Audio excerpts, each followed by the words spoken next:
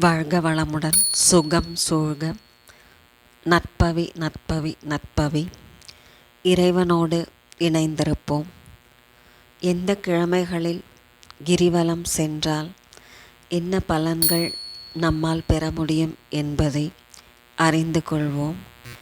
திருவண்ணாமலை கிரிவலம் செல்வதை அருணாச்சல கிரிவலம் என்றும் சொல்வார்கள். கிரிவலம் செல்வதால் நம்முடைய பாவ வினைகள் குறைந்து புண்ணிய பலன்கள் கூடும். தெய்வ அருள் மட்டுமின்றி சித்தர்களின் அருளும் கிடைக்கும். இயற்கையின் நல்லருளையும் நாம் பெற்று பெருவாழ்வு வாழலாம். அனைத்து கிழமைகள், அனைத்து திதிகள், எல்லா நேரங்களிலும் கிரிவலம் செல்லலாம் என்றாலும் எந்த சமயத்தில் எந்த கிழமையில் கிரிவலம் சென்றால் என்னென்ன பலன்கள் கிடைக்கும் என்பது அறிந்து கொள்வோம்.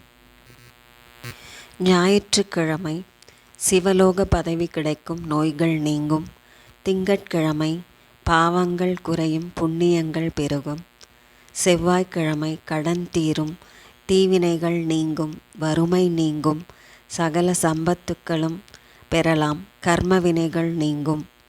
நாம் நினைத்த காரியம் உடனே கைகூடும். புதன்கிழமை கலைகளில் நல்ல வளர்ச்சி கிடைக்கும், மோட்சம் கிட்டும். வியாழக்கிழமை குரு பகவானின் அருள் கிடைக்கும், ஞான சித்தி ஏற்படும். இந்த ஜென்மத்தில் மட்டுமின்றி பல ஜென்ம குருமார்களின் ஆசையும் அருளும் கிடைக்கும்.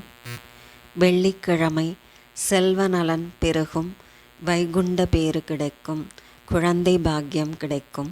சனிக்கிழமை பிறவி பிணி போகும், வியாபாரத்தில் உச்ச நிலையை அடையலாம்.